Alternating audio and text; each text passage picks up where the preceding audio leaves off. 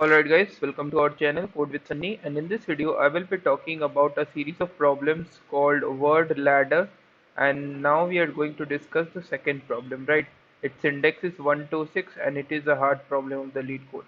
Okay, so I don't think that this problem should be categorized into a specific category called as graph type problem. This problem can be solved with a like simple mathematical logic, but we need to have some knowledge of graph theory, like of breadth first search, finding the shortest path, and all that stuff. Okay, so without wasting our time, let's discuss this problem and then we will together build up the best solution for this problem. Okay, so let's move further. A transformation sequence from word begin word, okay, to word end word. It means that we will be given a some string, and let us call it as begin word. You can also understand this as source string, okay, and end word is a target string using a dictionary word list. Okay, so we need to reach from the source string begin word to the target string end word using a dictionary word list, where word list will be a series of strings that would be given to us, and it is a sequence of words begin word.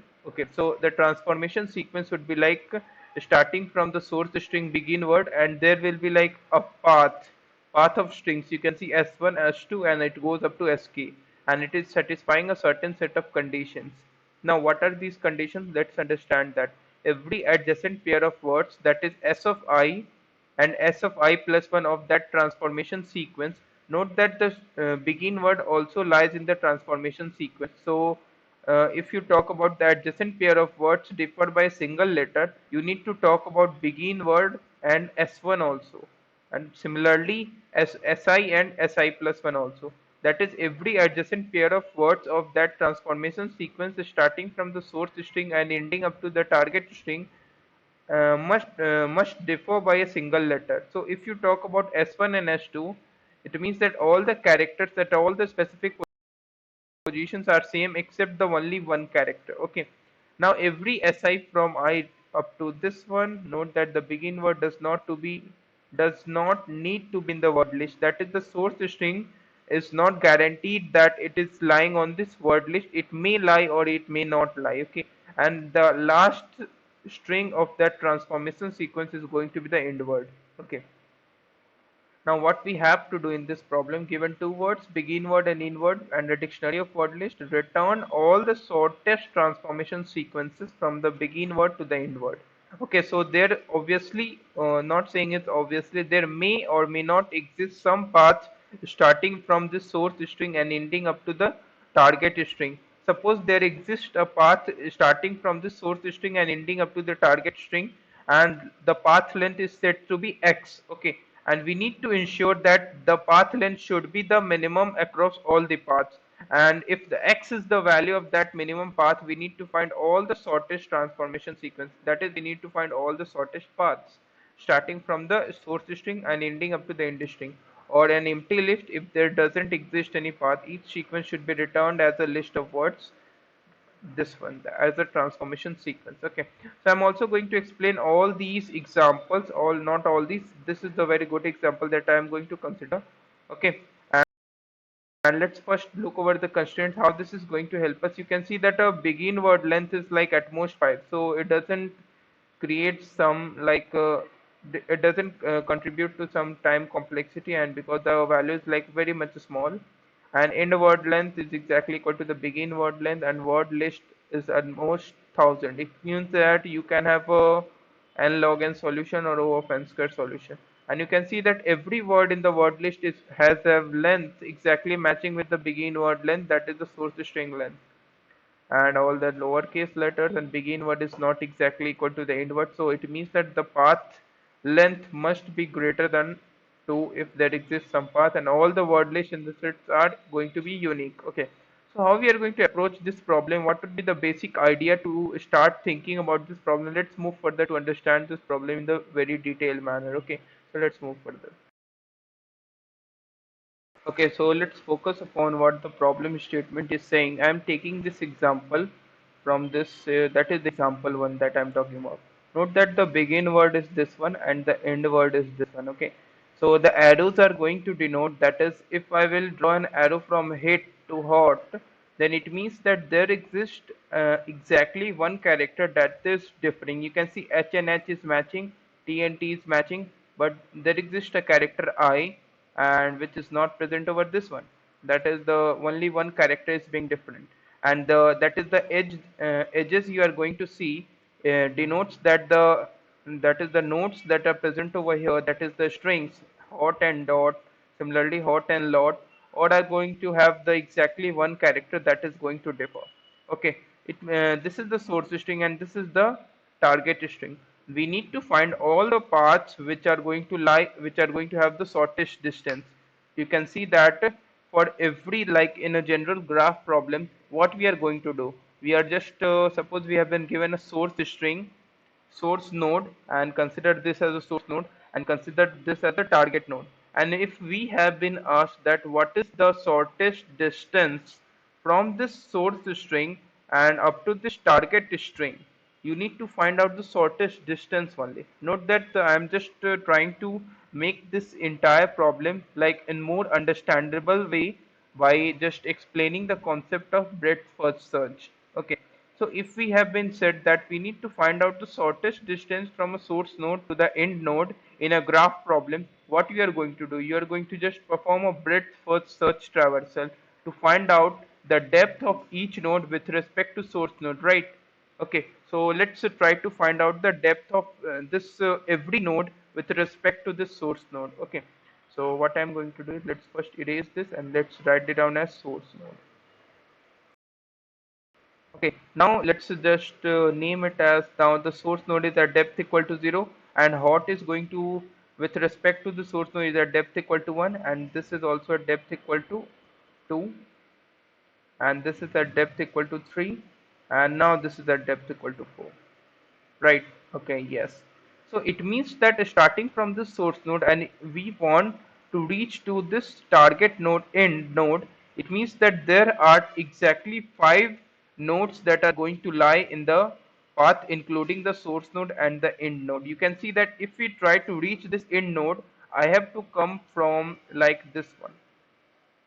You can see that this is one of the path. Okay, it means that I am going to just write down hit. Okay, not I'm not just going to write down. So let us look over here. This is the exact path. Hit, hot, lot, log, and cog. This is one of the path. Okay, and if you focus upon other path, that is okay. So let me just try to erase it down. Okay, it is not going to be happening. Okay, so let me just do this one. Okay, yes, almost done. I don't know why this is happening, not happening. Yes. Okay. Now, what is the another part that I need to talk about? It should be like this one, right? So this is another path: hit, hot, dot, dog, and cog. Okay. Now the thing is like how we are going to approach this problem by just in one traversal. We need to operate all the things very carefully. Okay. By knowing that shortest distance is not sufficient, we need to find out the path in this case, right? We need to find out what are the nodes that are going to lie in this path. That is the strings. Okay. So how we are going to do that? Okay. So you need to just notice about that is you can do this problem like first find out the shortest distance, then find out the all paths. In that case, you need to have a mapping of strings to some integer. Then that would be like very much complex. I've tried that and it is like very much complex. So I've thought some different things. Okay, what is that different thing? What you are going to do is you are going to maintain a queue of in case of when you're trying to find the shortest distance with respect to source node, you are going to maintain a queue of integers, right? Okay, yes, queue of integers. But in this case you are going to if since you are going to find the path, you are going to maintain a queue of vector of string. Why we are going to do this? Because we need to find out the paths. Okay, so how the entire things would be done? Okay, so let me just explain this in a very simpler way. We are going to maintain a queue of vector of strings. In that case, what I'm going to do is, okay, so first I will just store hit, which is going to be like begin word, then what I'm going to do is, then I'm going to traverse all the neighbors of this hit. Okay, now the thing is like how we are going to find out the neighbors of this hit. Note that I'm talking about the neighbors, and the only neighbor is here is hot. Okay, you can see that if we need to find out the neighbors of this hit, this is the string. The first thing that strikes in your mind is, why not to find out all the edges initially in O of n square time, right? Yes, you can do that, but I don't think that should be a sufficient way, because you can see that the length of this begin word or any of the word is at most 5, right? If you notice about the constraints, at most 5, and also word list of I length is also exactly matching with the begin word dot length. So it is at most 5. So why not we do is like traverse all the characters one by one. That is, first I will traverse for the H, then I will traverse for I, and then I will traverse for T. And what I am going to do is just replace this ith position character with the characters, any character starting from A and ending up to this Z. Okay, it means that if I will just replace any character at ith position with any of these characters lying in this range, and remaining characters remain as it is, it means that exactly one character is going to be changed. Suppose I have changed this H to any random character, let's say N. Okay, so my new string would be like NIT, right? And this string is the adjacent of this string hit, right? But the thing is like whether this NIT is going to exist in this list of word list or not. That is, whether this string NIT is being provided by the, like, in the input or not, that is in the word list or not. It is obviously not. Okay, so we are not going to consider this one. Okay, so which strings do we need to consider? We need to consider that string which is present in the word list. Okay, and still it is not traversed. Okay, why I'm talking about still it is not traversed? Suppose we have traversed this hot, and again in a certain set of condition we are again trying to find out, that is, what is the neighbor of this hot. Neighbor of this hot is coming about to be hit. Okay, if the neighbor of hot is coming about to be hit and hit is already traversed, that is, hit is already visited, we are not going to consider that. Okay, now the thing is like okay, so let me do one thing. Okay, now we have the string like hit, and if I will change this I to some character O, you can see that it becomes hot, and now this is going to be present in the word list and adjacent to this character hit. Okay, so we are going to find out the adjacent character of that is adjacent node, adjacent string of any string, by just doing the traversal for every ith position of the current string and changing that character to any character starting from A to Z. Okay, now the thing is, what I'm going to do is like we have the hit in my current, that is, we are processing at the current level, right? Hit, and for the next level I am just trying to find out what are the strings that is coming about, that is hit adjacent is hot. Okay, now hit adjacent is hot, and this is the only one path. And again for the next level, what I'm trying to do is find out all the adjacent neighbors of this hot which are still not visited. You can see that the neighbors of this hot is like LOT and DOT. Okay, so it means that here we will have two paths: hit, hot, and lot. And again another path is like hit, hot, and dot. Okay, now the thing is like you need to store all these two paths into a queue, and every time just take it out the one of the path and find out the neighbors, and if you have reached out the target string, here comes your answer.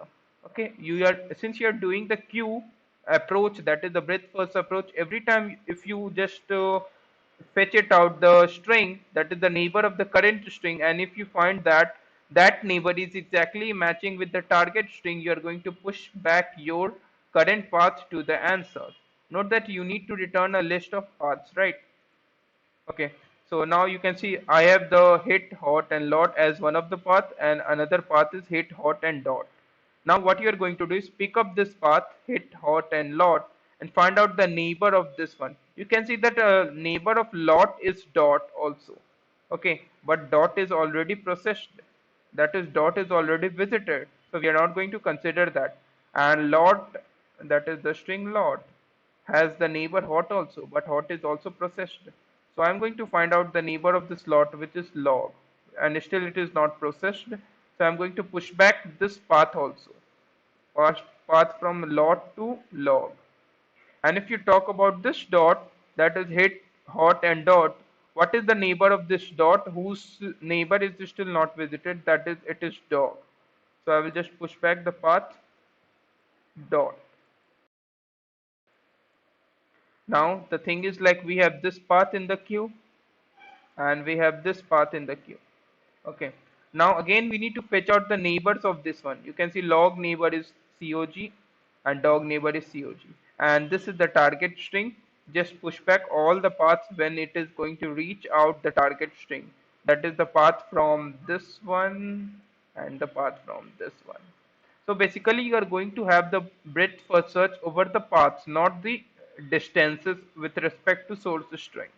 Every time you are going to process the path. And how to find the neighbor efficiently, as I've already said, we need to find out the neighbor by replacing every ith character with any character from A to Z. Since we are replacing the only one character, it means that we will have the we will have the difference of character, that is the adjacent character has exactly differing by a single letter, right?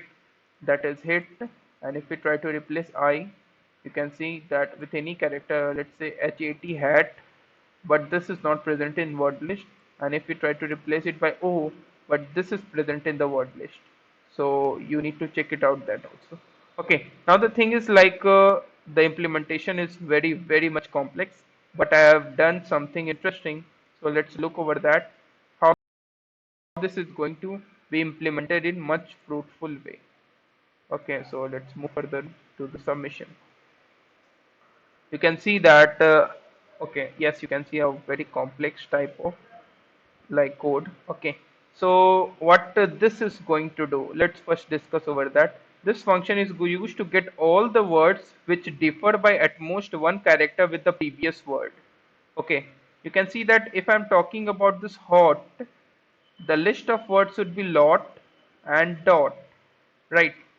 And the thing is, this can be like hit one, that is the neighbor of hot is also hit, but I'm not talking about that because when we reach the hot position, hit will be processed already.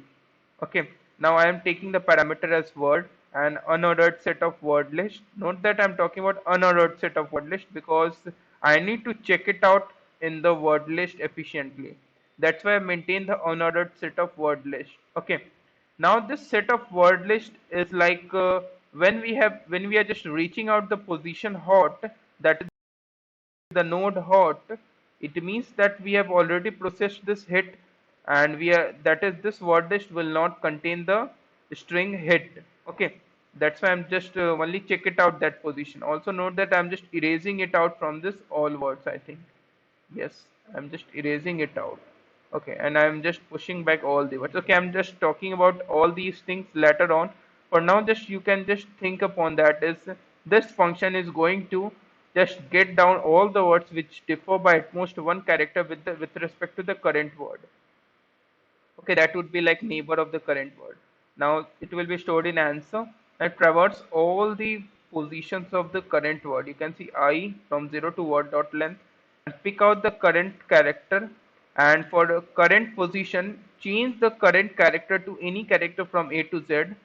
You can see word of I becomes C, where C varies from A to Z, and check if that exists in the word list, that is if that is being given in this word list. Okay, if that is given, you are going to push back the word.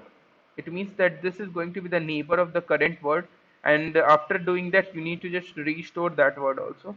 That is why I've just previously stored in the variable ch, and finally return the list of strings which are adjacent to the current word.